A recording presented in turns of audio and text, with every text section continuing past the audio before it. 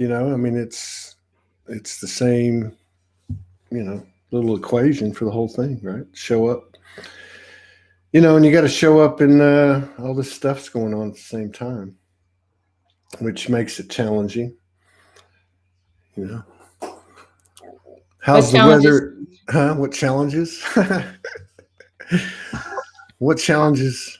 I think the biggest challenge is adjusting to the new way of communicating, new way of interacting with people, new way of having confidence in telepathy and intuition, and just that mysterious, scenario of embodying, what you get, and also not forgetting what you are. The human part. I think we were talking with Terry on the last show about emotions. How powerful the emotions are, and is part of the ascension. Utilizing that emotional energy in a constructive, conscious, creative, and manifesting way, something like that. Here, well, let's play the. We got 28 people in the house. Let's play the intro real quick and come right back.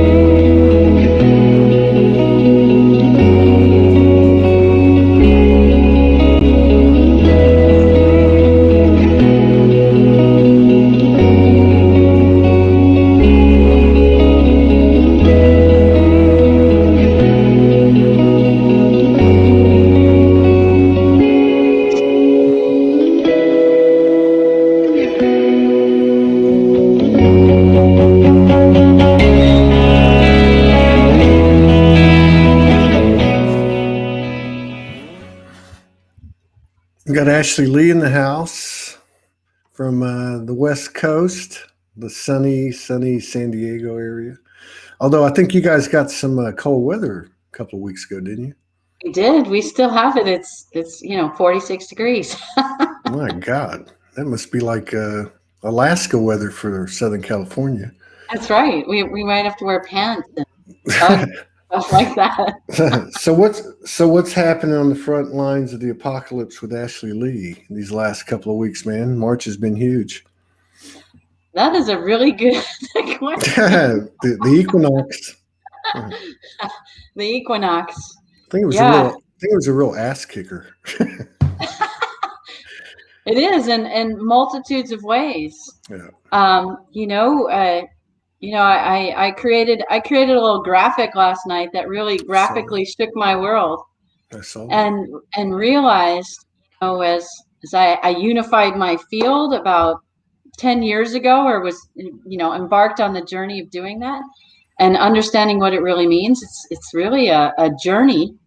And like you say in many shows, it continues to unfold, and that journey just grows and expands of what that means. And part of the unification of the field was recognizing some other lives or other experiences that I've had in my spiritual awareness. And are you talking about like past lives, future lives, or? Yeah, I really coming into an awareness too, when you unify dimensions and all dimensions of reality, you start to recognize that maybe those past lives are all happening all at once, all in the now moment, maybe just stretched out a little. And so in that process, yes, and those other experiences that in this brain and nervous system, interpret as a past, yes, that it came before this moment. And that we have some essences or experiences to call upon or to recognize or remember inside of ourselves. Yeah. And sometimes in that remembering, recognizing who, what, or when, or where, or how we were manifested these experiences, I was fascinated by the observation in the now moment on planet Earth and my human body is that people were challenged to see me as those past experiences. And I wondered what that meant or what that was about. Not that I needed to identify myself, but that the identity or that experience wasn't coming through in my energetic essence. And I wanted to own it for myself. And I recognized that I have created a myriad of privacy policies for myself, not just on the websites. And Well, no, I get what you're saying. So like kind of like walls, maybe like maybe walls. like walls or veils or Yeah. false truths or lies or disassociations or I'm no longer associated with that life, right? Or something like that. Yeah. Yeah. Well, yeah, that's a good point. That's like, this, we were just talking about it a second ago with Terry about, new aspects come in and do old aspects go out or do they get transformed? And, the idea that energy can't be destroyed. And to what you're saying is part of the equilibrium brought forth by bringing those parts of us, be they past lives or traumas in this incarnation or whatever it may be, but bringing those, into our heart, be they labels that we took on through the conditioning or, when we project or whatever the case may be, where we say, oh, that's not me, but, really it is us, isn't it? It really is us. And I agree with you. One part of what you were sharing was that, do we kind of let that other experience go and focus on this? And I'll tell you, when I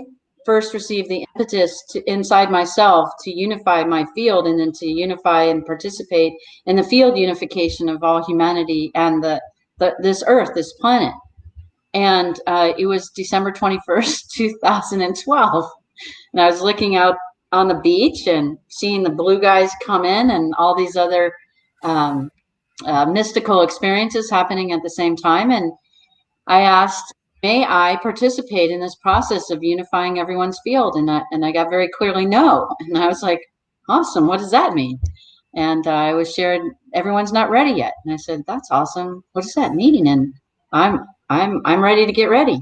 And then 5 minutes later, well, you're not ready either. And I'm like, okay, awesome. I'm not ready. So I can do this too. So I committed to bringing in all my other experiences, past, present, and future, even other potential copies of myself around the planet right now. Those kinds of utterances or nuances or feelings that we have inside of ourselves that we don't really recognize. And Yeah.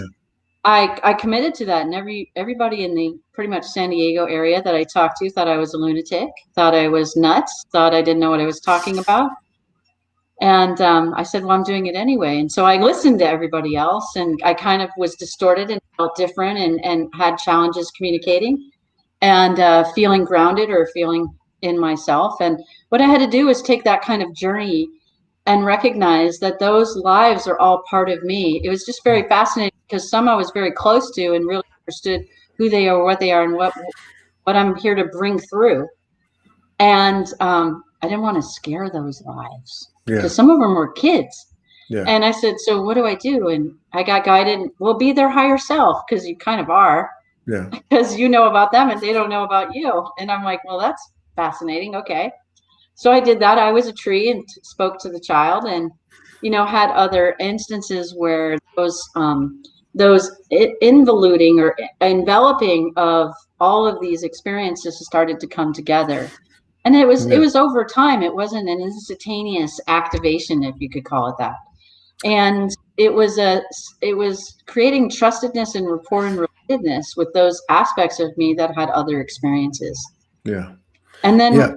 And then I said, okay, which one do I focus on? Because I'm really unfocused and I seem to be all over the place. And so I was asked to focus on this one, this lifetime, this Ashley Lee, this identity, because it's this one that called forth this process. Mm-hmm.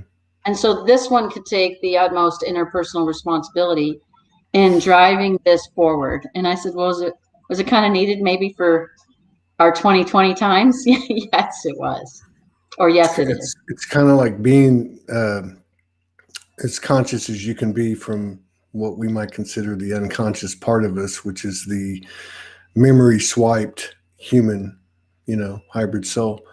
I saw something a few days ago, and it was talking about calling all your multidimensional aspects and otherwise in, and uh, and it said that um, the equinox was a really good time to do that. And I thought, oh, that's kind of interesting. But the reason I brought it up, and because of what you were talking about, and and how do you go about this and all that. But I did notice, and I find it, not a coincidence that you're bringing it up. I did find that, for myself, it seemed like that was kind of happening. Like there was not like life reviews so much, although there was some of that, or there's been some of that, but also like memories of other, with a little more detail of other, I don't know if they're past lives or just code flying out there in the, in the infinite universe. I don't know. But so how do you call, I mean, do you have to know each one of the aspects on a personal level, or can we just call in all the aspects that we are? That is a really great question because I think there's a lot of facets to that question. And one facet that I'm called to share is that in this incarnation that we're speaking to and from and our audience too right now, is what did you innately feel called to in this lifetime to bring forward to the world?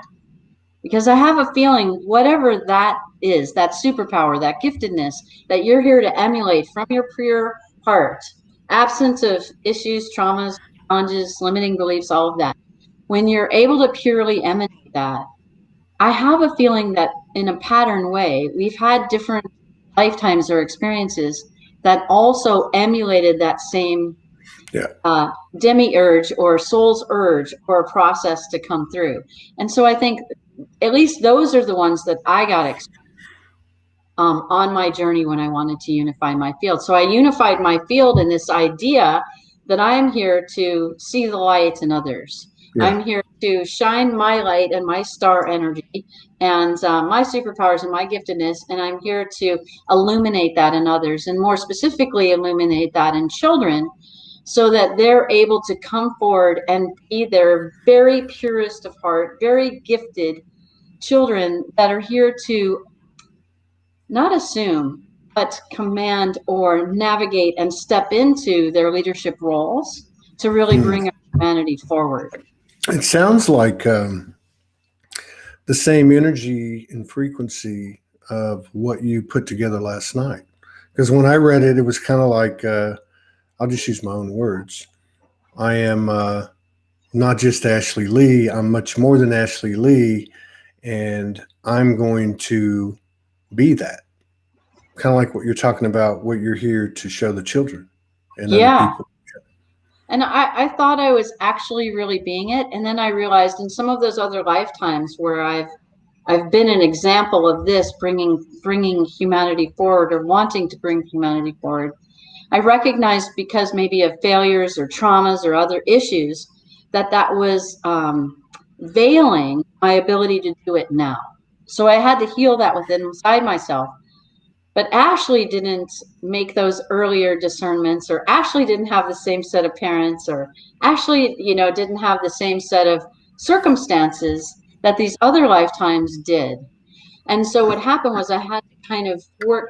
I recognized, or what was called forward inside me was to reconcile and to really release the judgments that were around those other circumstances so I could free that energy within me Hmm. to really illuminate my giftedness to the world. Hmm. And then as I've been stepping into that, especially over the last 2 years, very deeply, very, very committedly, I mean, I've committed to this journey every minute of every day, no matter what my circumstances are, my sets of awareness are in those moments.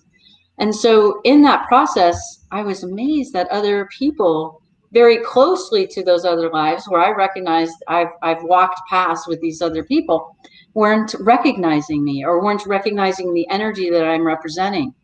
And so I said, that's fascinating.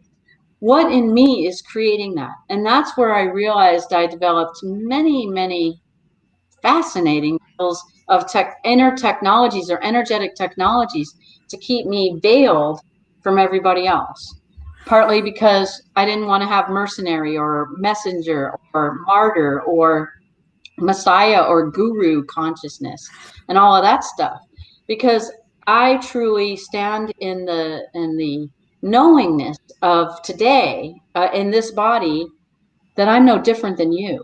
I'm no different than our audience. We're all the same. We all have different levels of giftedness and experiences to bring forward, and no one person is greater than the other. So some of the experiences I've stepped into and had experiences before in other lifetimes were somewhat fantastical.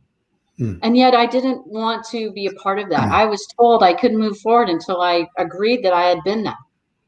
And I denounced the fantastical parts because I wanted to really, truly from core recognize that everybody's the same, no matter what Right. fantastical thing you were born into or thing that or you know, role that you personify Yeah. So in you're, another lifetime. yes. And so I recognized that not only was I hidden from parents and other people to not get killed and this and that and the other, well, I healed all of that inside of me. And I said, okay, we can just show everybody who we are and what we've done and where we've been.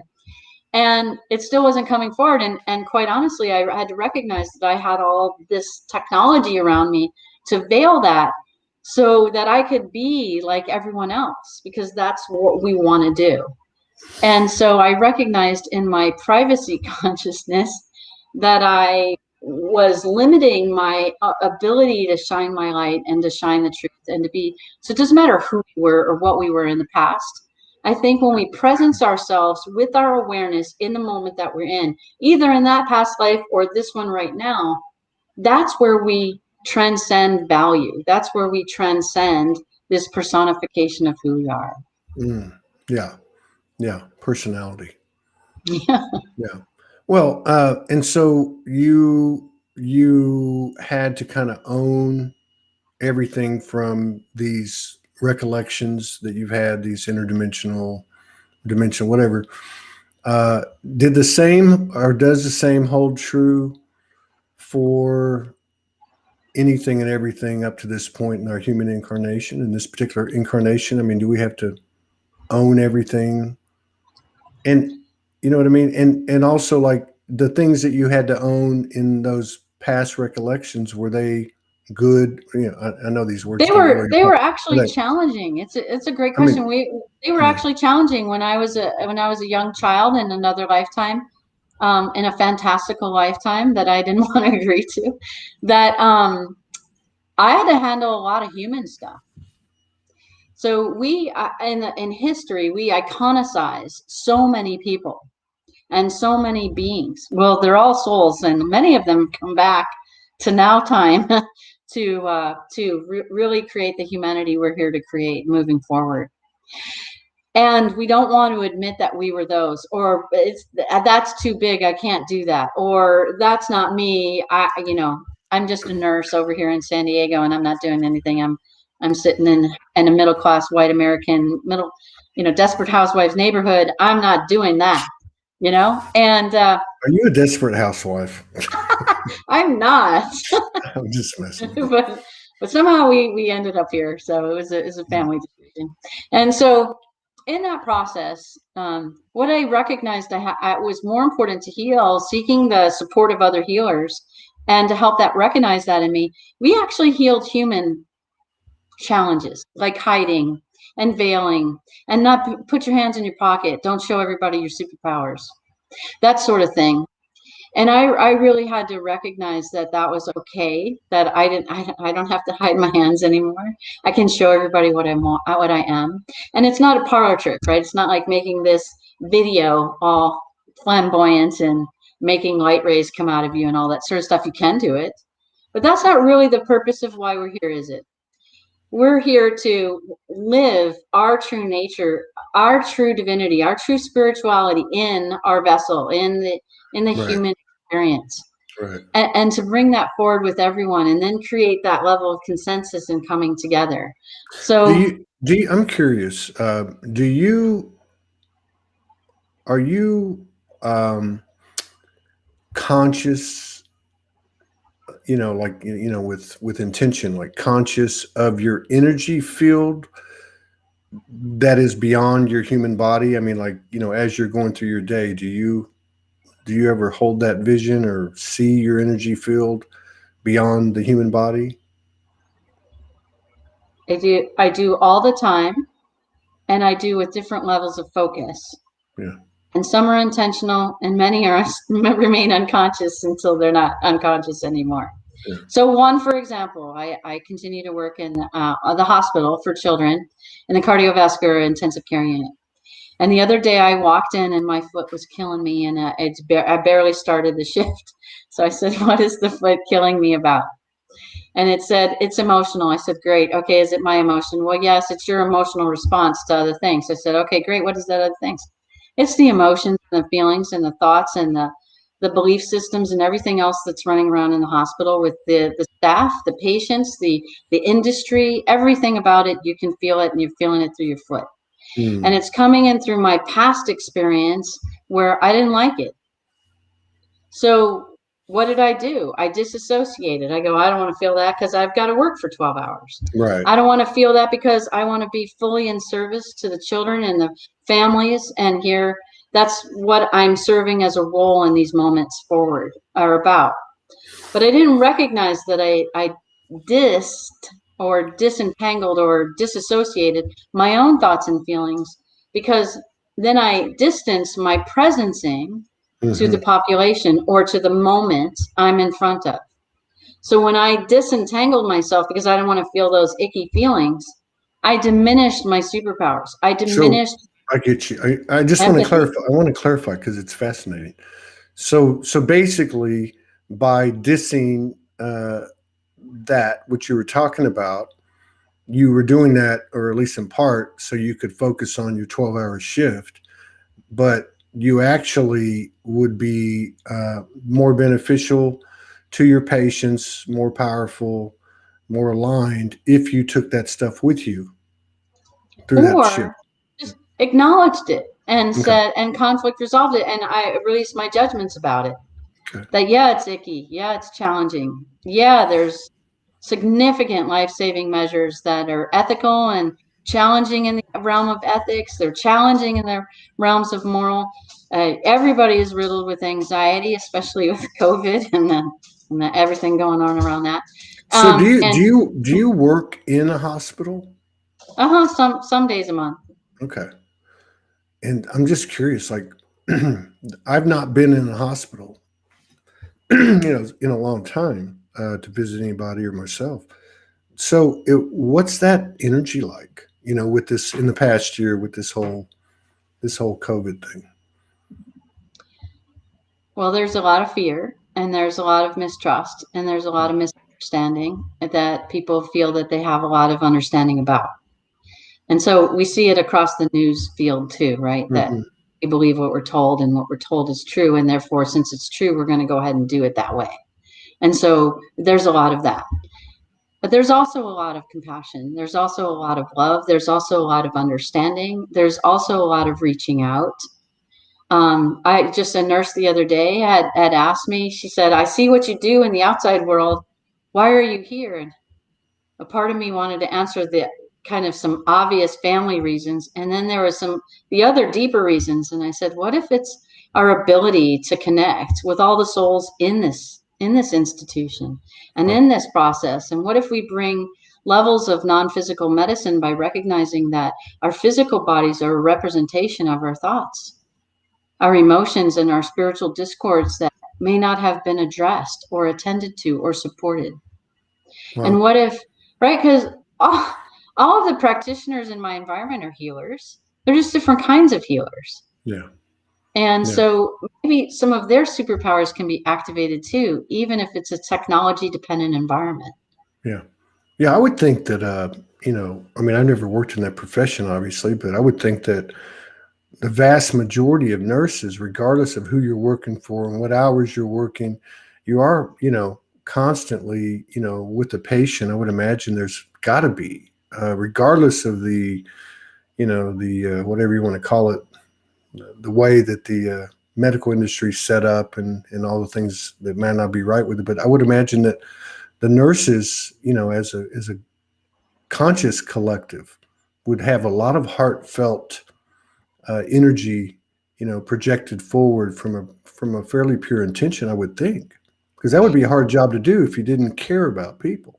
Well, you do, and then over time, it's easy to get jaded. It's easy to get disassociated from your own self and your own needs, Yeah, yeah, and that becomes challenging when we don't address it yeah, individually and collectively in stressful moments and times. yeah, I do think, which is pretty neat, is we've grown as in the intensive care units, even in the pediatric ones, to support one another. So we have a situation over the intercom called a code gray instead of a code blue, and a code gray means there's an altercation either between parents or patients or healthcare professionals, and they got out of hand. well, And usually it's an emotional outburst, or it's a mental outburst, or it's a something.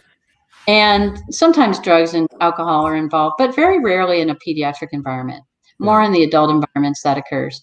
But they call this overhead. And what's really neat about this is then everybody pays attention, even if it's not in their area. And we collectively, you're correct, we collectively think about supporting the staff that is supporting this altercation and supporting those who are overwhelmed with the yeah, trauma that's going on, whatever they're doing or right, acting, misbehaving, and supporting that. So you think about that collectively in the hospital at any given time, there's about 3,000 people that are functioning in there that are paying attention to that and supporting that. So wow. that's a collective field that immediately responds and supports one another.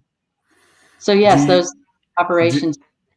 I mean, just through, like, if you're working in the hospital on a shift, I mean, and you're going from patient to patient, do you run into their higher selves, their other aspects? Do things happen like that?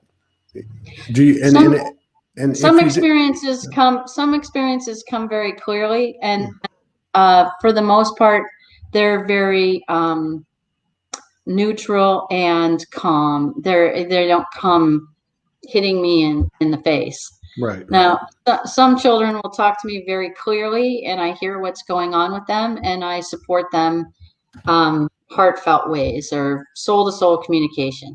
And so I support them. Maybe they're upset at their parents. Maybe they're upset at their past lives. I experience that a lot in the environment that I'm in. you do. Um, yeah, You experience where much of the time they're upset with past life or ancestral lineage experiences. yeah. Oh, So the cool. concept of every baby coming in innocent is a little interesting from my perspective. The innocence is that we are always connected to the greater source. The innocence isn't about we clear the slate for the next life.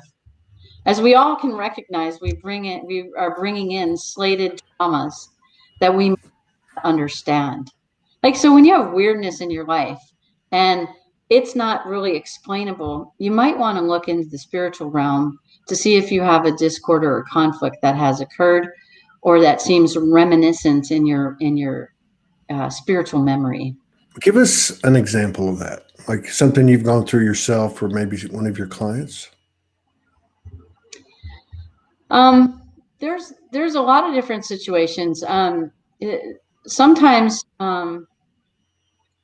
medical care isn't perfect and may provide an accident or a situation inside of a person's body. So I came across a little baby that occurred to, and it was very concerning. So I asked infant if she wanted to leave the planet, and she said no. And I said, well, that's awesome. May I be of service and support you? Yes. I'm like, okay, great. None of us meant to have an injury occur to you due to the problem size of a catheter or things like that. And so what I did was I said, may I offer a sense of healing? So I utilized the fingers and put it over the area that was injured. And within 30 seconds, the infant was better. Well, And I said, "Oh, that's amazing." And so I said, "So to support the staff, the oncoming staff in the future, how do I deal with this?" And the next situation, the team came in and said, "We'll get a CT scan and we'll check it in the morning." They went and checked it in the morning, and it wasn't there anymore. And it was a very significant problem. It far was a out. life-threatening problem. Wow. And So, it was would so you? beautiful because I got to see that unfold, and the baby got to go home healthy and not needing anything. And it was done for a diagnostic procedure. And it was very beautiful. So we have these opportunities, and I know I'm aware of this and many other instances like this. I'm aware of this because I'm attuned to listening. Not Yeah, all of us are attuned to listening. We're very busy with the things we have to get done through the day. And so I have a feeling that this happens with lots of healers all over the place, that they yeah, may or may not realize that is happening. We yeah, witness miracles and amazing things all the time. yeah. And So you, so what I do is when I sense something has occurred or shifted, I ask the energy, not because I'm attached to the outcome, but so that I can say, how can I do it better next time? right. How could I train other people or share a story like this to share with other people that these moments are possible when we get really centered in our hearts and want to support others and Well, be unattached to the outcome. So maybe, yeah, I was unattached. I said, so let's, and I have a really honest thing is I think because I asked the baby and I connected with the baby and the greater spiritual essence of the universe, and we were all in consensus with the same outcome. I have a feeling that's why that occurred. It wasn't just about me. I yeah, might have facilitated it, but I didn't do it all. yeah. And quite honestly, I think the baby did most of it. That's And what I was that's going what to I ask you. support. Yeah, is Yeah, the self I was gonna. I healing would. from within inside. Yeah, because I find that really fascinating in terms of like healers and practitioners, and I've heard them describe it. I've talked about it on the show. Morgan's talked about it with me, and I talked about how a practitioner opens their field all the way, ask permission if the other is open to it, and can they open up their field. But if I look at it like in the way you're talking about it in this situation with this infant, so I get what you're saying, because it's almost like the way I see it is, okay, so the infant came in. Obviously, there's a memory swipe. I know that they're closer to source and they have more memories. They just can't articulate it. You're talking to the infant telepathically, but in that space and time, that infant doesn't have, because it's new to Earth, doesn't have the wherewithal or the how to. And you're a Or mirror. the doubt. Yeah. Well, and you're a mirror, and yes, exactly. And you're a mirror, and you come in and you say, I've got this code, basically. Are you open to it? And the infant says yes. So I can see where where it makes sense that it's really the individual that goes into alignment from their own choice of not doubting and taking fully what you have to offer. Yeah. Yeah. Well, and I noticed with even clients outside of the hospital environment that, a lot of times life-threatening can sometimes change the outcomes a little bit too, and the person's impetus to bring in and choose to change. And the other thing is that, sometimes we do it just a little bit. And so that's why we hang around as healers to say, okay, you got that little bit. Now would you like a little more? And would you like a little more? Because many times we're afraid of radical change. Yeah. We're afraid of transfiguration. We're afraid of transformation, even maybe mental or emotional transformation. Change. Yeah. Change. You can't transform if you're not changing. So has any of the other, because you mentioned it a little bit, but has any of the other staff members, or are they privy to what kind of I think sometimes healing that you do? And they are they? see me or they see others or they ask me. Some in the past have asked me, can you bring in your woo-woo because we're having a hard time here? And I said, Cool. well, you got to bring in your woo-woo too, because we all got woo-woo. And when we woo-woo together, we're actually more powerful. So And you're so open. this Yeah. was a physician, and she kind of laughed, and I said, well, it's really true, I promise. And let's do it together, So And another physician, we were having a hard time with a baby understanding the physiology and where to go and what to do, and implementing massive levels of intensive care. And we were all a little flustered with understanding what to do next. And the physician was so amazing and beautiful, and he said, "Let's take a moment to meditate about this child's physiology." And I said, Are you "Absolutely, serious? bring it on. Let's do it." So Because if it's happening there, it's mhm, got to be happening everywhere. I mean, certainly maybe not everywhere, but it's got to be happening in other places. right, Which again is another interesting thing to me, is that here you are in this, you would think theoretically, this environment of density, which has got let's say ulterior motive intentions, the medical industry, a hospital, pharmaceutical, the whole nine yards, the insurance. Yet there is the human spirit within that facade, that is utilizing their natural powers. And you're saying that there's actually some community and some acceptance that's occurring in what is not necessarily considered, like, say, a light worker type of atmosphere. exactly. I think so. Quite honestly, I moved through when I was releasing this privacy consciousness that we're all light workers. I've said it many, many times over many years that we're all healers. We're just different kinds of healers depending upon the role we would like Mm. to or feel the need to portray for ourselves. So chefs are healers of food. Yeah. Farmers are healers of plants and making foods or growing or propagating, life on planet Earth. We everything that everyone does is a healer. Even Hmm. people who pick up the trash are healers of trash in some sort of way. We can get better with it, right? But all of these things. So how in the role and the position that you've chosen to take in your life, or you're doing, or you'd like to shift to, how does that elicit your superpowers? What are your superpowers? What do they look like? What do they feel like when you interact or relate with yourself or other people or other, you know, objects in our environment, in the universe? What is it that you bring forward in your ability to express your divinity? Yeah, it's kind of like being conscious of your energy, really, in all moments and in everything you do. It may not even be your vocation. It might be how you conduct yourself when you go down to the corner market and buy a gallon of milk. Or so, and then Pamela just said programming dropping away. I think that's a factor, definitely. And we're probably more in tune, or trying to get in tune with the effects it's having on how we behave and what we do and why we do it.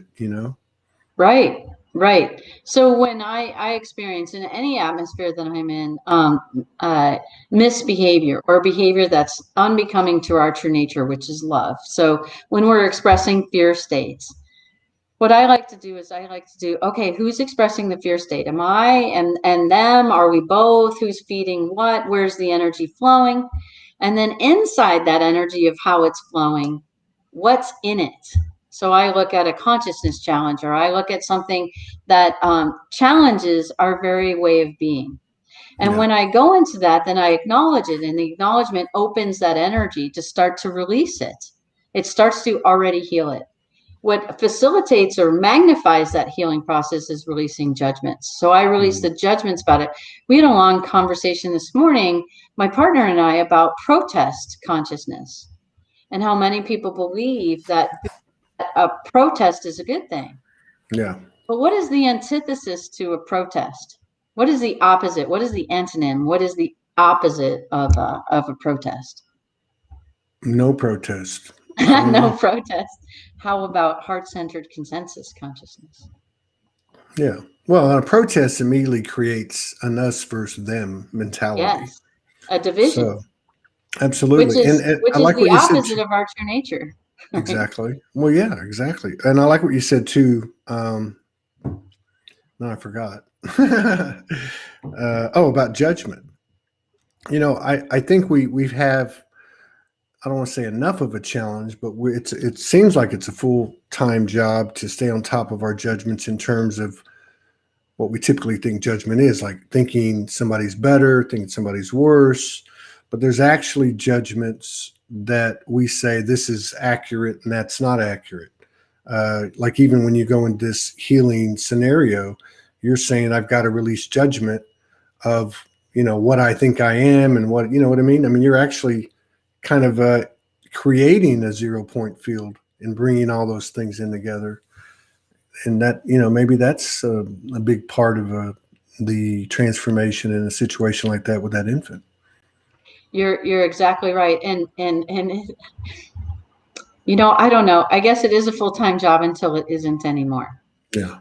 And so what are the factors that create it isn't anymore? Because I think it scares people, and they're like, really? I got to do this all the time? I'm like, yeah, you got to do it. If you're stuck on, I don't know, I was stuck on a consciousness, I think, as a telepath. So many of our superpowers have challenges to them. Yeah. When I was a little kid, I was like, no, no, no, no, I don't want to hear anybody's stuff. It's all terrible. It's all highly energetic. It's all highly negative. I don't understand it. It doesn't make any sense. It's not based in any truth. It's very illusory, all kinds of things. And so I realized I had to take my finger out of my ears in order to have telepathy. And I said, I was even in the hospital one year about 10 years ago. And I said, why am I an extreme telepath? And my higher self says, well, look who's on the bed. And it was an infant on full life support, sedated, paralyzed, everything. And okay, now I see why I'm a telepath, because now I have the ability to speak to them emotionally, mentally, spiritually. And I can commune with them and help them help themselves heal. Have you ever had a situation where like that or something similar where because you mentioned it earlier, where you say, do you want to be on the planet or do you want to leave the planet? And they've said, I want to leave the planet. I have had kids like that. And many times when I ask that, they're really on the way out anyway. There's some kids who have just continued to have bad event after bad event after bad event, no matter what we're doing to support them. And I'm like, this is kind of weird. You're like, not everybody has this. And so we have some of those kids, and I ask them and I say, do you really want to be here? And a lot of them say no. But those are rare. Those are not the average kids, even in the ICU. And so I asked them, what is the condition or what is the challenge that you're experiencing? And I asked them to give me some reverence. I asked them to share with me their wisdom about me, so that we come more soul to soul than we come as a practitioner or a healthcare provider to an infant or a younger child, for example. So for example, like when you ask them about yourself, what might you hear? Well, I remember one child that really had, this was probably 15 years ago. This was, and when I was on my beginning journey of really opening up and being interpersonally responsible for my thoughts, my feelings, my spirituality, all of it. And I said, is there something I may do to support you? Yeah. And I said, is there something you'd like to teach me? And she said, on the ventilator, not able to talk, she said, you always have choice. And I was working through conscious choice then at that time in my journey, and learning how to navigate conscious choice versus I choose McDonald's over Burger King. There isn't really a choice. So, yeah. I'm just teasing about that, but really, no, I know you are. So what it is that she reminded me that I have conscious choice, and I said, thank you, nice noticing. I'm in that space right now, learning that about myself. And then I said, may I impart something for you? And she said, yes. And I was brushing her teeth with a breathing tube in her mouth. And she had all kinds of issues that were very challenging for her body to survive. And I said, there's always hope. There's always opportunity. And you also do have conscious choice. And from that moment on, no joke, 24 hours later, she started to work to get off the ventilator. She started to come to. She started to create a life that she was able to create for herself and with her family. So And I I'm not want, saying that that one episode cleared it all, because I right, didn't really check in, but maybe the healthcare providers after me had the same sort of heart-centered illumination of their energy that they may or may not have known that's communicable, like that you can communicate with. right, right. So I'm just trying to like put myself in your shoes. So you go into the hospital, into a stereotypical hospital in that environment, and you start working with children and applying your skills and abilities and your higher sensitivities, and you start to see some results, and then you start to tell your fellow nurses and doctors, because I know you're not bashful, and you're told to do that, so you tell them about it, and then they start witnessing that type of thing. Are there other nurses like in the hospital that you work in that utilize the same type of approach? I don't know that it's the same type of approach. Like I was sharing, I think that everyone has their own unique giftedness. I think what's so cool is we do this, and I don't think that we talk about it a lot. But for example, the charge nurse will create assignments, and she'll create assignments based upon the best match for the nurse with the patient and the family. Wow. And so That's they're already doing it from an energetic standpoint. They may not know what it is. Like they may pick Ashley to have some of the most challenging patients because I like to work with that, or I'm open to working with that. yeah, And others are less open because they've worked 4 in a row, or they are tired, or other things. But all those factors are taken into consideration to support optimally the healthcare providers and the patients. So we do this. We just may not do it in the same way that I'm sharing. yeah, I got And you. so, I know there's lots of nurses and doctors and healthcare providers that know that when they enter a room or they enter a patient's bedside, that healing occurs. They may just not know how to explain it or share it. But I think what is really optimal is that what if we can take out this woo-woo thing, and that we're going to change healthcare and we're going to do all this stuff and we're going to make magic happen. We're not making magic happen. We're opening the doors to love. Yeah. And it's as simple as that. So it's really like what I was referring to earlier about what Morgan said and what other practitioners have said on the show. It's really the same thing. You got two people come in, when they say they're going to open their field all the way, they're really opening to love. And then they're basically providing a mirror or a reflection, I guess, I don't know, to the client. And then I guess the level of alignment is predicated on how open that field is from either or both. Right. The receptivity of the person receiving that energetic transformation is, I sense, a very integral part of the healing process. And so supporting them with compassion, supporting them. Compassion means absence of judgments, not pity or sorrow. Right. When we project pity or sorrow, we're projecting a fear state on them, and they absorb it, they reflect it, or or we just can't help it. This was another thing I wanted to share, was I was going through a process of worrying about what other people think. And I Hmm. think we all experience it. I don't think there's a human on the planet that doesn't have some aspect of that to deal with. Because when we say things or we communicate or we have a relationship with people, people do respond sometimes negatively. And whether we can hear it or whether we can feel it or whether they say it, um, we get concerned with what it is, whether they're at fault or we're at fault, or what caused that discordance in the relating, or that challenge in the relating. And so what I looked at more deeply is to understand, okay, how am I receiving their negative or their blaming or their, because that was the whole need for creating privacy. So Yeah. I'm like, I'm gonna create. Projection. Yeah, it's like projection is projection. Doesn't matter who started it. Projection is projection. Doesn't matter if there was projection projected on you before you projected, because when you project, and that's. I call it the I hall of wonder. mirrors. I wonder. Right, right. It's like yeah, like a fun house, right? It is a Uh, fun house. you It's know. just not quite really fun, So maybe. yeah.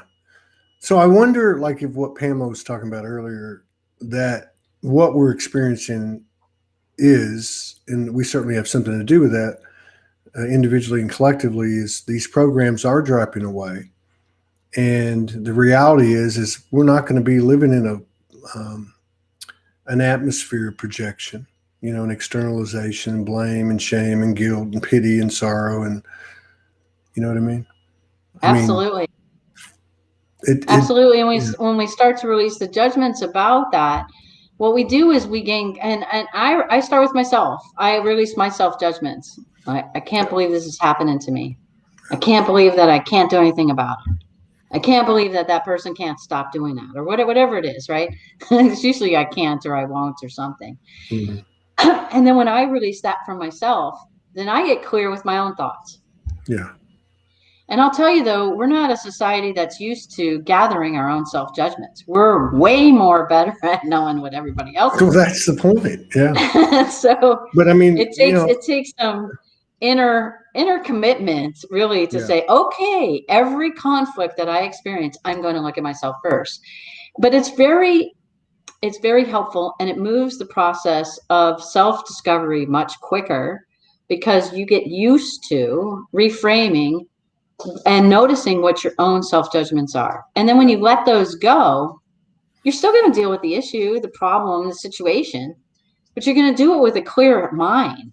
yeah. And now when you have a Even clear, judgment. Period. Right. Like, yeah, when you have a clear mind, you can get to your heart a lot easier.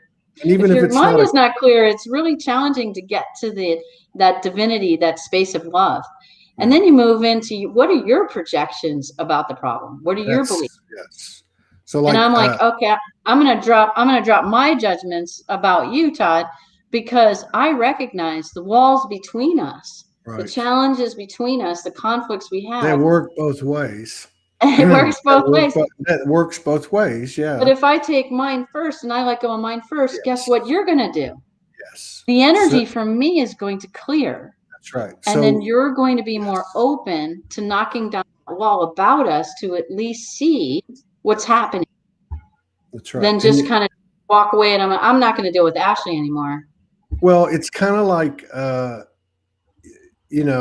a situation where you're waiting for the other one to do something, and that's not going to get you anywhere.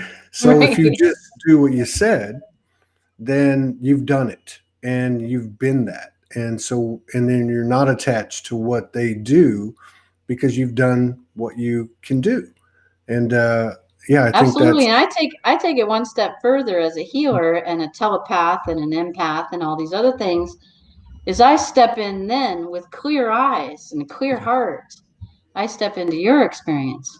yeah, Whether you're willing to work with me or not, I know deep down in your heart, you don't want to hate me and walk away from me. You might not want to deal with me anymore. You might not want to talk to me anymore. But what if we don't have to have these sizzling ickiness between us? Because this is what we carry through in lifetimes. yeah. And this is what I've noticed very, very clearly Which even being a soul even whisperer. so even carrying into different lifetimes, it's not about the person. Even if it's the same person every lifetime, it's still the same thing. It's still Yeah, I'm complete. So what I do is I'd move into your experiences from my perception, my perspective. right. But that's this thing because we're having this conflict with each other. Mm, So I got pretty astute. I got clear with me, and then I notice your self judgments. They might be I can't too. I can't because mhm, she's doing this. I can't because the world is like this or whatever. And so what I do in my mirroring back to you is I drop your self judgments. mhm. I don't have to own them. See, that's the And great. I don't have to own that energy between us that way. Exactly. And then I Exactly. release the judgments that you're rescinding. Whoever started first, the chicken or the egg, the conflict. Yeah, they both start at the same time, right? They But kind of that's a they really kind of good. do. And we That's stop this feeding pattern towards disliking one another or yeah. disliking the conflict. And so what I do is I drop all of it. So I clear the energetic field between you and I Hmm. so that now we can either part ways and be in our Hmm. hearts, Hmm. or we can come back together and say, that was an interesting conflict. How would Yeah. we like to deal with that next time a little differently? Yeah. What's your belief? What's my Yeah. belief? And now we move into another stage of relationship development, which is reality negotiation, but not reality manipulation. I'm not going to NLP you. I'm not going to hypnosis you. I'm not going to feed you energy to get you to notice my way, because what? I want a heartfelt relationship with you. Right. I don't want to manipulate a relationship. And so, it's a beautiful thing that, like what you're talking about, what you do in an interaction, you're not jumping into the other person, you're not manipulating the other person. And the great thing about it is, for all of us, is there's no limit to what we can, we'll just use a human word, imagine, right? I mean, we have to be open, like you said. For instance, I've got to be open to what their perception is and what they're dealing with. I may not know what that is other than beyond my perception, but what I can do is I can put out good juju and go, you know what? I'm clearing all his misperceptions or walls or veils or whatever. That's, nobody can stop you from doing that. Right? Because my presence in our relating, whether it's icky or not, my presence matters. And I had to realize that inside myself, that my presence does make a difference. It does matter. And I can release the judgment you're flinging forward too, so that it can clear the air. Now, let's say you decide. It's probably a good idea to release our own judgment first. It's very good to do it, because we have clarity. Yeah. Because if I did yours first, I'm more likely to get into manipulation, and quite honestly, massive assumptions about how you're thinking and what you're doing. Yeah. And there is a field there, because you brought this up at the beginning, and I wanted to mention this, or at least make this comment. There is a field there where telepathy and assumption kind of live together or live close by. They're like next door neighbors. And we've all, sometimes they sleep in bed together. But I mean, we've all had the intuitive moments and the telepathic moments, and it's kind of fuzzy or hazy. Sometimes we go into an assumption versus, you know what I mean? Because we still are leveling up on, doubt. We're diminishing that. It gets super clear, and most of our self judgments, either yours or mine, are based in doubt or can't or won't, or there's some belief system where you've drawn a line in the sand and said that's not going to happen. And so when we do that, we limit our ability to relate to ourselves and each other. That's right. That's a very good point. Let's repeat this. So when you say it's not going to be like this, or this isn't going to happen, you are closing down. I mean, you're closing down. That's why, one of the things. So reality negotiation goes out the window. Yes, because it's flawed. Because like you said in like the micro example of the practitioner and the client, you're basically opening up to love. That's probably the most general way I could put it. And it's the same scenario. If you say that's not going to happen, or kind of a blocking frequency, it's just going to come back. And I think it was you or Terry before was talking about how things are getting in your face, right?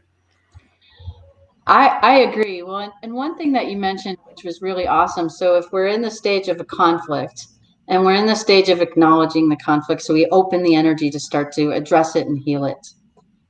And then we go into judgments and we release our self-judgments. When you stand in the essence yourself of oneness and all, I don't know, I could be inside of oneness of all white women, all women, all humans, all Americans, all whatever, right?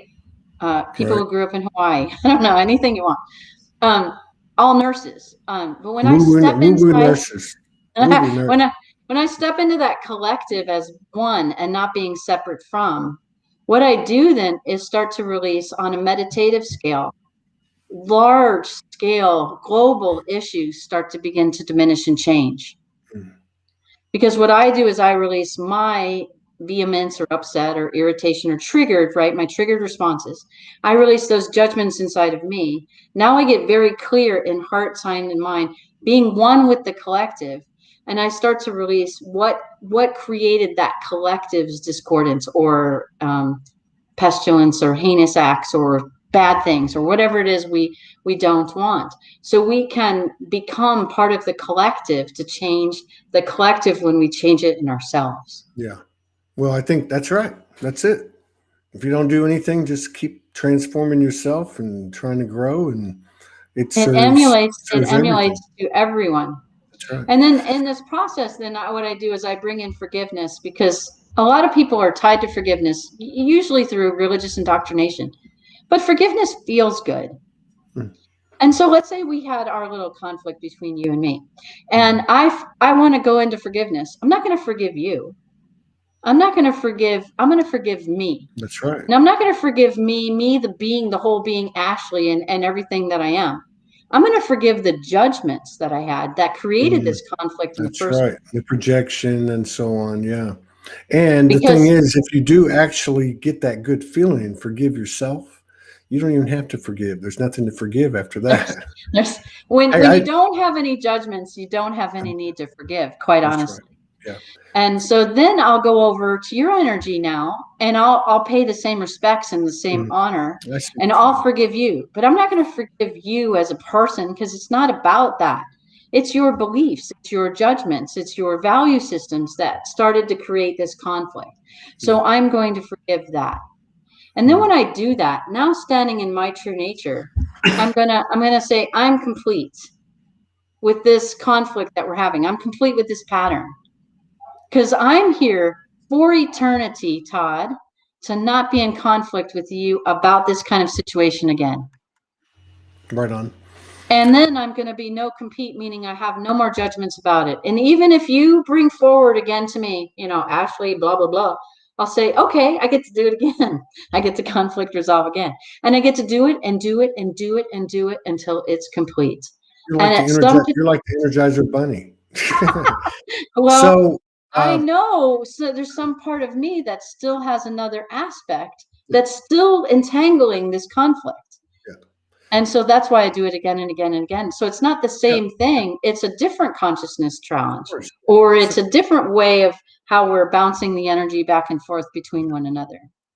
somebody was on the other day talk about it like it was a spiral, and you're Yeah. just basically spiraling up, and it's the same energy, so it's just a higher level of it. So I would love to keep going, but we've got to do the fourth and final show in 28 minutes, and I got to go to the little boys' room, and I got to get something to eat and make some coffee. Hang on a second. I'm going to sign off here with Ashley, and hang on, Ashley, so we can chit chat real quick before I head upstairs. Let me just put the comment in. Thank you, everybody, for your continued love, support, and contributions. Allow us to keep doing this every day. We'll see you in 28 minutes with Michelle Anderson.